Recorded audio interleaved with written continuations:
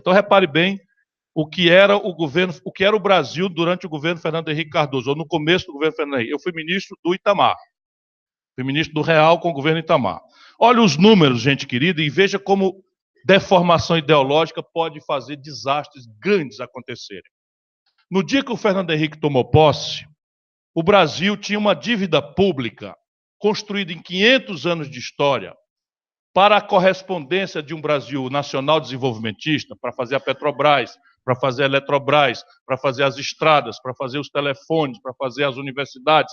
O Brasil tinha construído uma dívida pública em 5 séculos, equivalente a 38% do PIB nacional.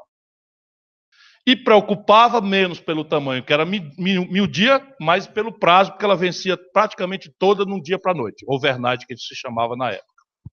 A carga tributária brasileira, generosa com os estados e municípios, eu fui prefeito de Fortaleza, na constância já da Constituição de 88, governei com grande folga de recursos para trabalhar, para melhorar todas as coisas, fui o prefeito de capital mais popular do Brasil, a carga tributária era 27% do PIB.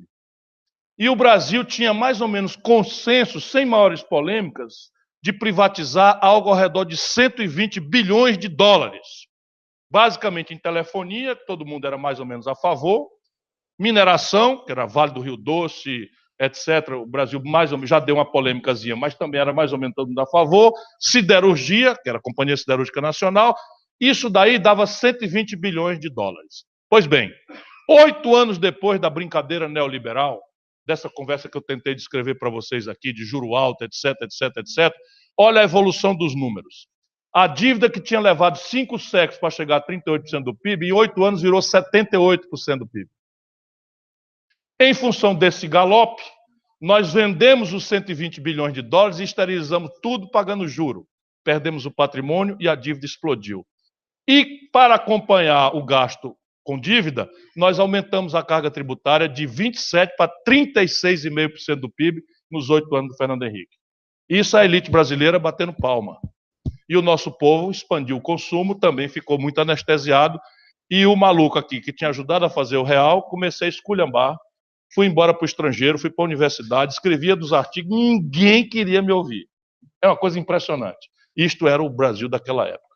Quando o Lula entra, a dívida pública, que estava em 78% do PIB e apontando para cima, desce para 56% do PIB. O Lula não privatiza nada e não aumenta a carga tributária.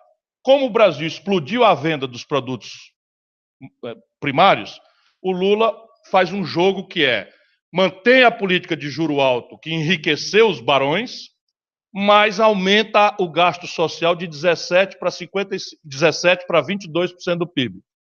Em 3 movimentos, pega o salário mínimo e puxa o valor real, que também foi multiplicado porque a taxa de câmbio mudou, faz o crédito subir de 17% para 55% do PIB, crédito dirigido para a construção civil, crédito para a agricultura familiar, crédito para as indústrias, crédito para o Joelis Batista, o picareta lá, na boa intenção, crédito para o Odebrecht, etc, etc, né? E faz a rede de proteção social, que em ambientes de grande depressão econômica, tem uma animação econômica micro que funciona.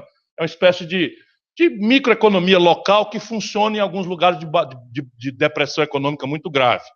Resultado, 40 milhões de pessoas ascenderam socialmente, o consumo explodiu e nós não acompanhamos com a produção. Resultado, na sequência, tudo isso quebra e o país perde já 20 milhões de pessoas que subiram, já desceram brutalmente. Temos hoje 40 milhões de brasileiros abaixo da linha de pobreza. Percebe? Então é um ciclo, um stop and go, que nós precisamos interromper com um novo projeto nacional de desenvolvimento, que é o que eu ando pregando por aí afora.